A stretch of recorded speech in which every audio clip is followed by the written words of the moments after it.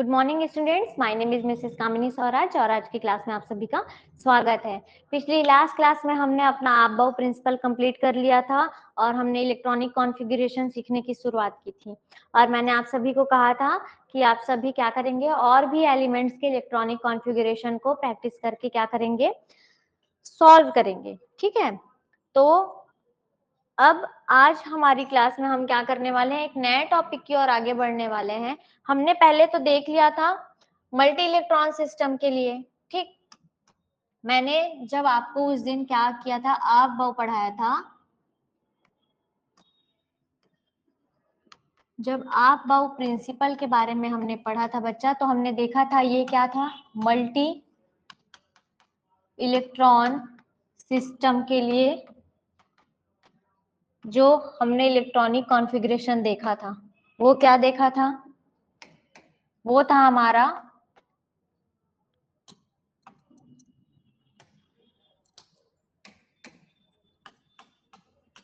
किलिचकोवस्की rule. इस rule के according क्या था, आप बहु प्रिंसिपल फॉलो हो रहा था। आप बहु प्रिंसिपल क्या था, n+l का रूल था। n+l रूल में क्या हो रहा था, इंक्रीजिंग ऑर्डर में हम क्या कर रहे थे, अपने सब शेल को भरते जा रहे थे। ठीक है, इंक्रीजिंग ऑर्डर में आपका क्या था, सब शेल फिल होते जा रहा था।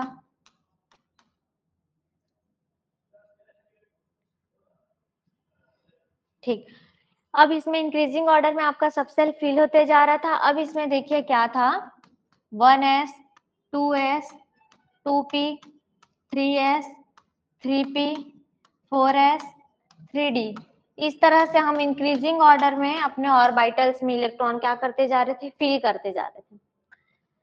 इसमें क्या था, हम अपने ऑर्बिटल्स फिल करते जा रहे थे। अब इसमें एक चीज हमको क्या देखना था, ये हमने आपको प्रिंसिपल के अकॉर्डिंग देख लिया था। अगर ये मल्टी फंक्शन मल्टी सिस्टम के लिए था, तो जब वन इलेक्ट्रॉन सिस्टम की अगर मैंने इसी में बात कर दी, one electron system like hydrogen, ठीक है, वन इलेक्ट्रॉन सिस्टम में लाइक हाइड्रोजन जैसे सिस्टम के लिए अगर मैंने बात करी, तब हमारा इलेक्ट्रॉनिक कॉन्फ़िगरेशन ये नहीं होगा।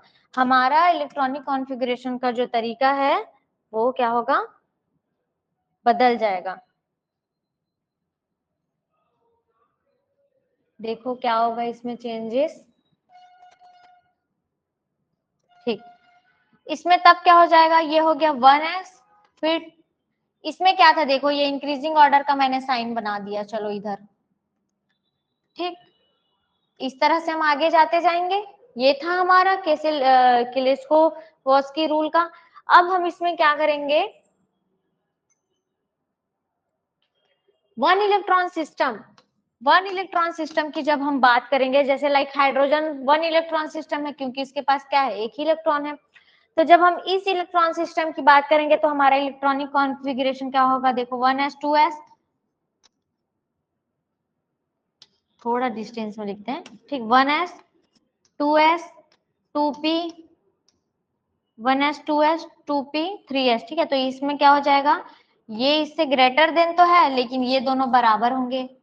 1s is lower than as compare to 2s और 2p, ये दोनों बराबर हो गए, 2s 2p। फिर यहाँ से 3s 3p, ठीक है, 3d ये आ जाएगा। फिर greater than 4s is equal to 4p 4d। Clear है।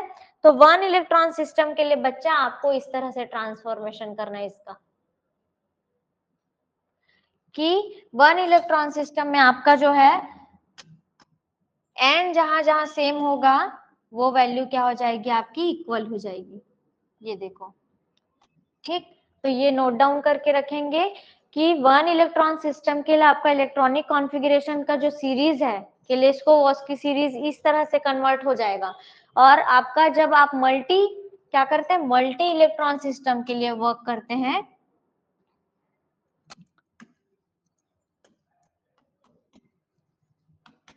ठीक है, मल्टी इलेक्ट्रॉन सिस्टम के लिए जब आप क्या करते हैं, देखते हैं, तब आपका इलेक्ट्रॉनिक कॉन्फ़िगरेशन कुछ इस तरह का होता है। तो इस चीज को आप ध्यान रखेंगे, ठीक है। अब आज हम अपना एक नया टॉपिक हुंड्स लॉ क्या करेंगे, स्टार्ट करेंगे। चलिए फिर आज देखते हैं हुंड्स लॉ के बारे में। हुंड्स लॉ या फिर बोल लो हुंड्स रूल, क्लियर है ना ये? ओके, ठीक। तो हुंड्स रूल स्टार्ट करते हैं। हमने आप बाउ में देखा था इंक्रीजिंग ऑर्डर में इलेक्ट्रॉन फिल करते जा रहे थे, वहीं आपका हुंड्स रूल क्या बोलता है देखेंगे, इसका definition, no electron pairing in orbital until each orbital occupy one electron parallel। ये है उसका डेफिनेशन, क्या है, no electron, no one electron या no electron pairing in orbital until each orbital occupy one electron in parallel in orbital। यहाँ पे और लिख लो parallel in orbital। क्या मतलब हुआ इसका कि आपका जो हुंड्स लॉ है वो हमने क्या किया था, पहले इलेक्ट्रॉनिक कॉन्फ़िगरेशन आपको एक सीरीज में देखना था 1s 2s 2p 3s ये वाली सीरीज में। अब हम हुंड्स लॉ की बात करें तो हुंड्स लॉ में अब हम बॉक्स के अंदर इलेक्ट्रॉन की फीलिंग पढ़ेंगे, ठीक है, ये चीज ध्यान रखेंगे। तो ये हो गया बॉक्स के अंदर। तो ये हुंड्स लॉ ये बोल रहा है, मैंने बना दिया ये 1s के बाद ये बनाया मैंने 2s के बाद 2p, ठीक है। इसके पहले वाली क्लास में मैंने आपको एक्सप्लेन किया था कि s में एक डब्बा होगा, p में क्या होगा, 3 बॉक्स होंगे, ठीक है। तो ये जो हुंड्स लॉ है वो ये कहना चाह रहा है कि एक भी डब्बे में इलेक्ट्रॉन की पेयरिंग तब तक नहीं हो सकती जब तक each and every box is filled with 1 electron. मतलब मैंने, मेरे पास जैसे एग्जांपल के लिए अभी ध्यान देंगे, मैं नाइट्रोजन की बात करती हूँ एग्जांपल में। नाइट्रोजन ले लिया मैंने, नाइट्रोजन के पास 7 इलेक्ट्रॉन है, तो यहाँ 1s2 1s2, तो ऐसे नहीं भरना, ठीक है, ऐसे नहीं भरना। पेयरिंग नहीं हो सकती जब तक पूरे बॉक्स में क्या नहीं जाएगा, 1s2 2s2, ये तो हमको पता है। पर क्या बोलता है ये रूल, पहले एक इलेक्ट्रॉन भर लो, इसमें भी एक इलेक्ट्रॉन भर लो, ठीक है। पहले उस बॉक्स में क्या करना है, एक इलेक्ट्रॉन फिल करना है, उसके बाद अगले बॉक्स में जाना है, ठीक है। एक एक इलेक्ट्रॉन इसमें फिल कर लिया, ठीक। अब उसके बाद यहाँ पे 1 2 3 यहाँ तक भर लिया हमने। अब यहाँ पे एक, फिर पेयरिंग होगी, तो यहाँ 1s2 2s2 और 2p में क्या हो गया 3, 4 और 3 7, क्लियर है इतना। तो हुंड्स लॉ के अकॉर्डिंग क्या है, आपकी पेयरिंग बॉक्स के अंदर तब तक नहीं होगी जब तक एवरी बॉक्स के पास, हर एक बॉक्स के पास एक एक इलेक्ट्रॉन नहीं चले जाते। मैं ना, मान लीजिए हमारे पास एक सिस्टम है कोई भी, ठीक है, एक एस ले लेते हैं, कोई भी एक सिस्टम है, उसके सामने हमको दिया हुआ है 2 बॉक्स, ठीक है। तो इसमें एक इलेक्ट्रॉन जाएगा, फिर इसमें एक इलेक्ट्रॉन, देन आपके पास जो इलेक्ट्रॉन है बचे हैं वो इसमें क्या होंगे, पेयर अप होंगे। पहले सबको बराबर मात्रा में खाना दे देना है, उसके बाद आप क्या कर सकते हैं, एक्स्ट्रा खाना दे सकते हैं। तो अकॉर्डिंग टू हुंड्स रूल, कोई भी बॉक्स यानी कि कोई भी इलेक्ट्रॉन की पेयरिंग किसी भी ऑर्बिटल में तब तक नहीं हो सकती जब तक सारे ऑर्बिटल समान मात्रा में एक एक इलेक्ट्रॉन को नहीं पा लेते। No electron pairing in orbital until each orbital occupy one electron parallel in orbital। Clear है इतना? चलिए एक आध और एग्जांपल देखते हैं।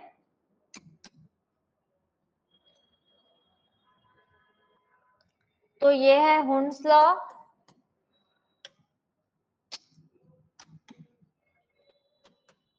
हुंड्स लॉ और आपका, ठीक, तो अब इसमें एक चीज और ड्रॉ कर लीजिए हुन्स लॉ में।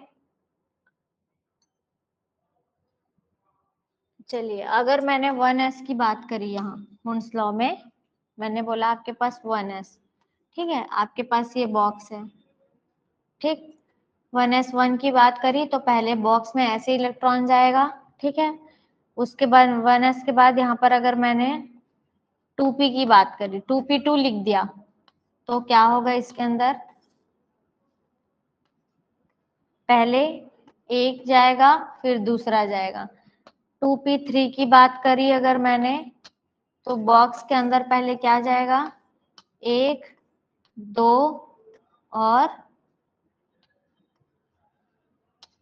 ये हो गया 3।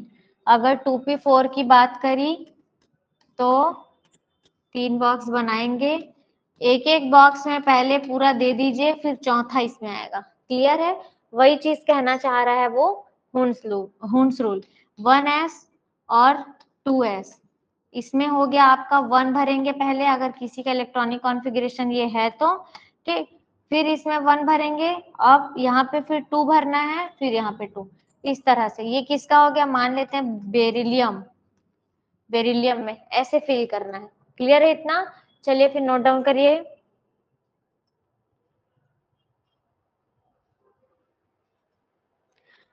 इसमें एक चीज और याद रखिए, जैसे मैंने यहाँ पे आपके लिए भरा है ना, पहले तो आप इसमें एक भर देंगे पहले बॉक्स में एस में, फिर इसमें पेयरिंग कर देंगे बेटा। क्यों? क्योंकि ये एस ऑर्बिटल की बात हो रही है सिर्फ। फिर 2 का बात हुआ, 2 के पास सिर्फ 2 ही आना है, तो एक ही देंगे इस बॉक्स में पहले, उसके बाद इसको पेयर अप करेंगे। फिर जो बचेगा उसको आप क्या करोगे, इसमें डालोगे, इसमें डालोगे, इसमें बच गया तब पेयरिंग करोगे, और नहीं बचा तो इसी तरह से इसमें तीनों में फिल्ड रहेगा। क्लियर है इतना? चलिए एक एग्जांपल देखते हैं हुन्स रूल के अकॉर्डिंग ऑक्सीजनेट का। ठीक है, अब बॉक्स बना लीजिए बच्चा। ये हो गया 1s 2s 2p, ये हो गया 2p 2s 1s। 1s में क्या होना है, पहले 1 जाएगा, एक ही है तो उसके बाद पेयरिंग हो जाएगा, फिर इसमें एक जाएगा, इनके पास भी एक ही बॉक्स है तो पेयरिंग कर दिया जाएगा। ठीक है, 1s 2s 2p 2s हो गया, दो दो, फिर अब कितना बच गया, 4 बच गया, 1 1 1। इसके केस में तीनों की एनर्जी लेवल इक्वल है, इसका मतलब पहले इसमें जाएगा, फिर इसमें, फिर इसमें। अब उसके बाद क्या कर सकते हो, चौथा को इसमें भर सकते हो। कुछ लोगों का क्वेश्चन होगा दिमाग में, मैम क्या इसको हम इधर पीछे से भी भर सकते हैं? बिल्कुल भर सकते हो, यहाँ से स्टार्ट कर लो, पेयरिंग इधर कर लो, कोई मतलब नहीं है उससे, क्योंकि तीनों डीजेनरेट लेवल के ऑर्बिटल है। डीजेनरेट ऑर्बिटल्स का मतलब होता है सिमिलर एनर्जी लेवल का होना। ठीक है, ये सारे डीजेनरेट ऑर्बिटल है, इनकी जो एनर्जी है px py और pz है ना, इसी तरह से तो हम करते हैं ना इसको एक्सिस में डिफाइन, तो इनकी एनर्जी क्या होती है, इक्वल होती है। क्लियर है इतना? तो हुन्स रूल के अकॉर्डिंग आप क्या करोगे, पहले एक बॉक्स में एक इलेक्ट्रॉन दे दोगे, यानी कि आपको हर एक ऑर्बिटल में फिल कर देना एक एक इलेक्ट्रॉन। पहले वाले बॉक्स का जो लेवल था उसमें फिल किया, दूसरे लेवल पे, तीसरे लेवल पे, मतलब सिमिलर लेवल होगा तब आपको एक एक इलेक्ट्रॉन फिल करना है, देन पेयरिंग करना है। क्लियर है इतना? ठीक ठीक, ओके, तो क्लियर है अभी आप सबको ये। अब हम देख लेते हैं इसका थोड़ा सा डायग्रामेटिक वर्जन। ठीक है,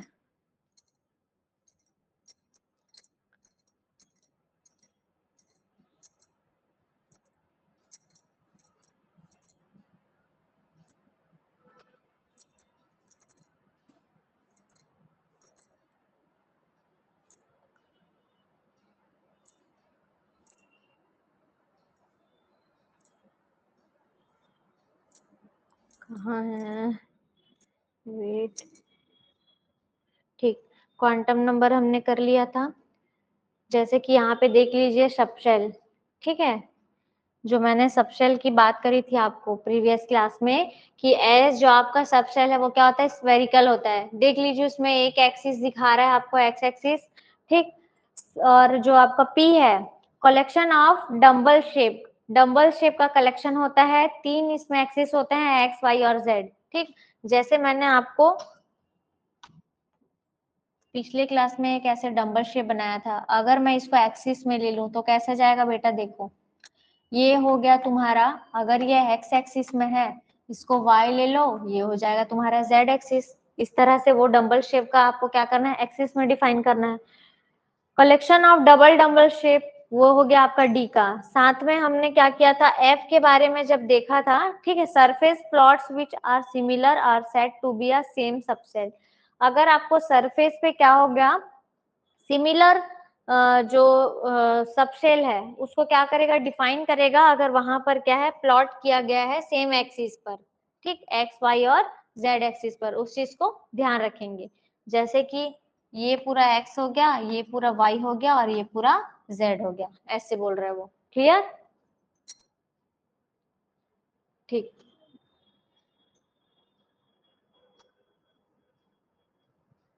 इसमें आपको हम क्या देखने वाले थे अभी,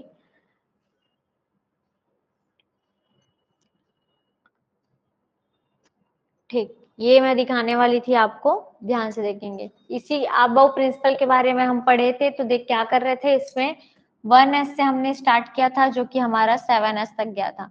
फिर यहाँ से 2p से स्टार्ट करा था जो कि 7p तक गया था।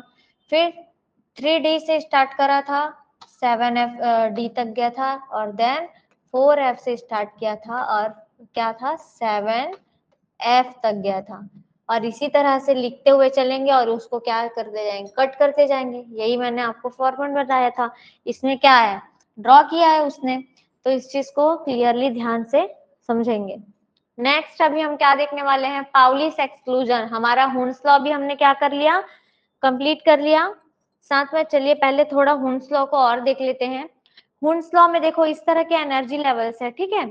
जो फ्रेंच साइंटिस्ट है ना हुन्स, उन्होंने ही इसके बारे में बताया है कि pairing of electron in the orbital belonging to the same subcell pdf does not take place until each orbital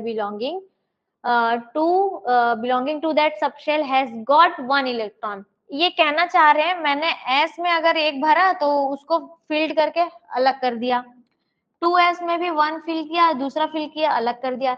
लेकिन जब बात 2p या 3d और f की बात आती है ना, d और f की बात अगर आती है, तो वो कहना चाह रहे हैं कि आप जब तक इसमें एक एक इलेक्ट्रॉन नहीं फिल कर देते, आप पेयरिंग नहीं कर सकते, आप ऐसे पेयरिंग नहीं भर सकते। अगर इसमें 2 है D2 में, तो आप D2 को डायरेक्ट पेयर नहीं कर सकते, आपको पहले एक एक इलेक्ट्रॉन क्या करना पड़ेगा, हर एक शेल को देना पड़ेगा, सब शेल को, यहाँ पे एक और यहाँ पे, ठीक है। वो इस तरह से उसका इलेक्ट्रॉनिक कॉन्फ़िगरेशन होगा।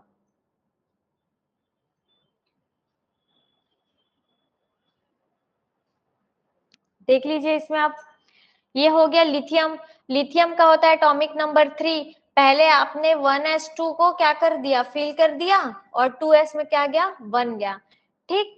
ये क्लियर है। अब यहाँ पे देखो 1s2 2s2 2p5, यहाँ पे क्या होगा, सबसे पहले तो sp_d नोटेशन यहाँ पे देख लो, सबशेल रिस्पेक्टिव लेटर सिंबल है इसका sp_d, quantum number before respective subshell, ठीक है। इसके पहले आपको क्वांटम नंबर शो किया जाएगा। Electron in subshell as subscripted. Orbital diagram क्या होगा, इस तरह से होगा, क्लॉकवाइज पहले भरेंगे, देन एंटी क्लॉकवाइज भरेंगे। Why actual electronic configuration was different from expected। देखिए इलेक्ट्रॉनिक कॉन्फ़िगरेशन ऑफ क्रोमियम 24 है, ये एक्सपेक्टेड है, बट इसका जो है क्या आता है, D5 4s1 actual more stable है। ये चीज मैंने आपको प्रीवियस क्लास में क्या कर दिया, एक्सप्लेन कर दिया है, हाफ फील्ड और फुल फील्ड के थ्रू। कॉपर 29 को भी मैंने एक्सप्लेन कर चुकी हूँ, ठीक।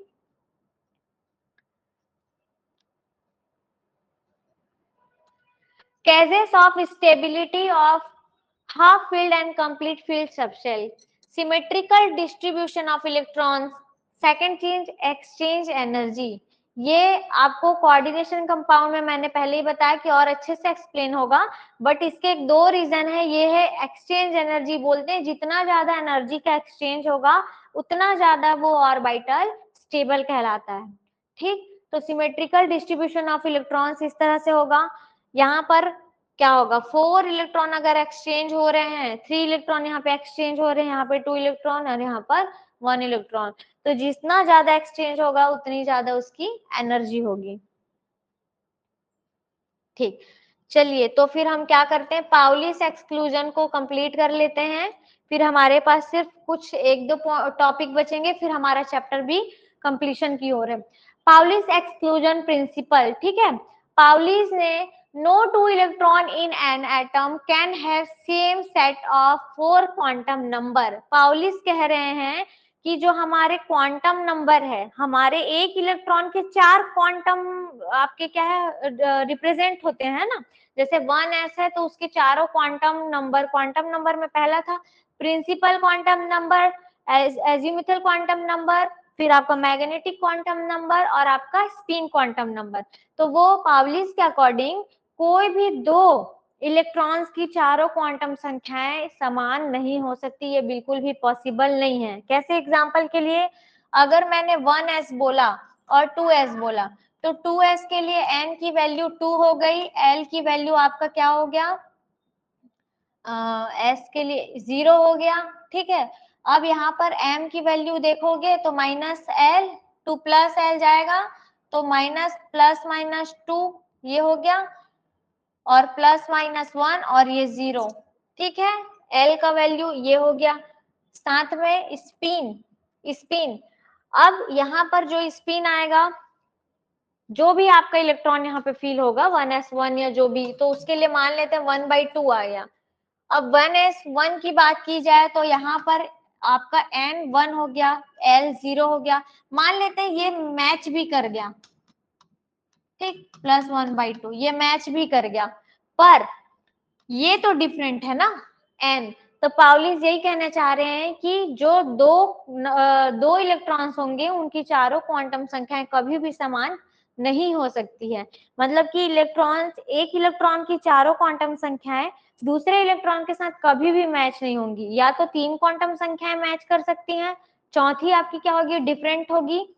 तो इस रूल के अकॉर्डिंग जैसे 2s है आपका, देख लीजिए इलेक्ट्रॉन फर्स्ट में 2s के लिए ये पहला इलेक्ट्रॉन है, मान लेते हैं यहाँ पे 2 इलेक्ट्रॉन है, उसमें से पहले इलेक्ट्रॉन की बात कर रहा है, ये पहला इलेक्ट्रॉन के लिए आपका n2 हो गया, l आपका 0 हो गया, m आपका 0 हो गया, लेकिन s जो स्पिन है वो आपका +1/2 आएगा, क्योंकि क्लॉकवाइज होगा वो, क्योंकि मैं यहाँ पे भर देती हूँ, ये हो गया पहला इलेक्ट्रॉन क्लॉकवाइज।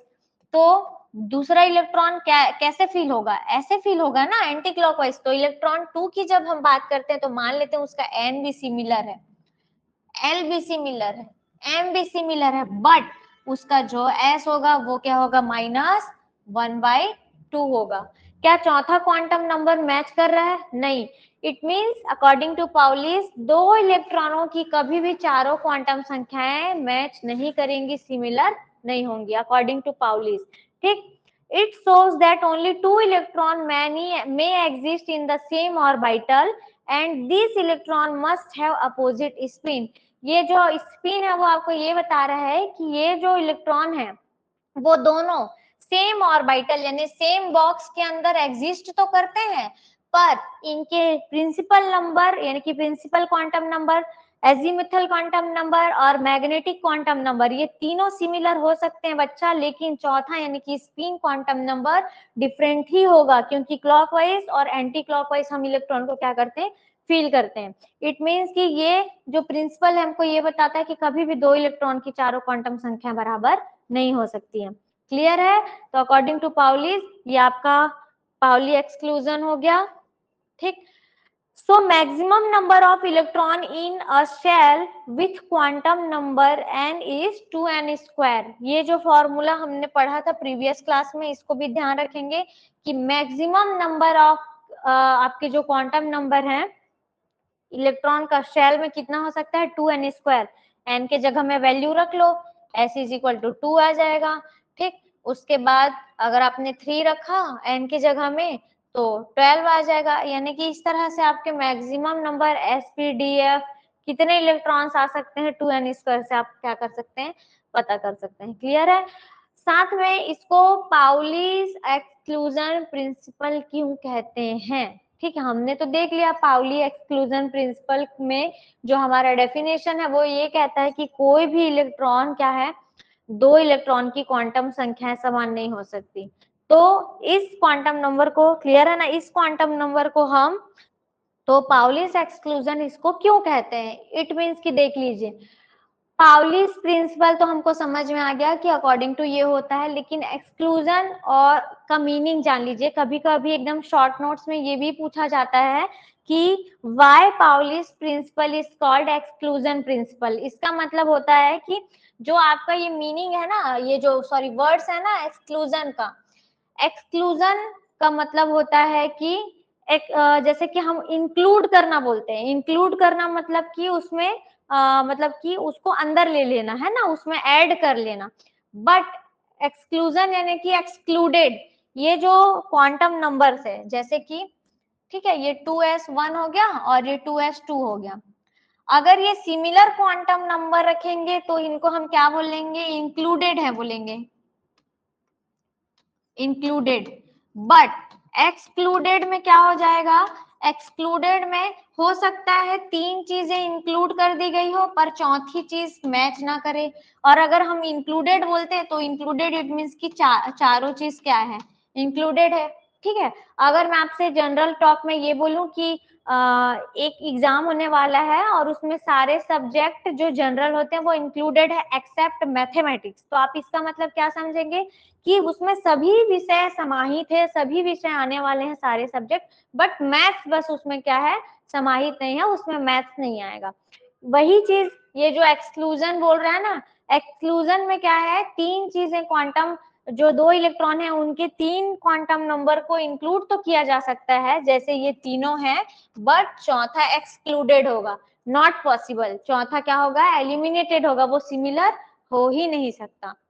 क्लियर है इतना? तो आई होप कि आज आपको ये जो हुन्स लॉ था और प्रिंसिपल लॉ था वो क्लियर होगा। अगली जो नेक्स्ट क्लास होगी हमें हमारी, उसमें हम कुछ और इससे रिलेटेड न्यूमेरिकल सॉल्व करके देखेंगे कि हमारा कॉन्सेप्ट कितना क्लियर है। तब तक के लिए thank you so much for watching this class.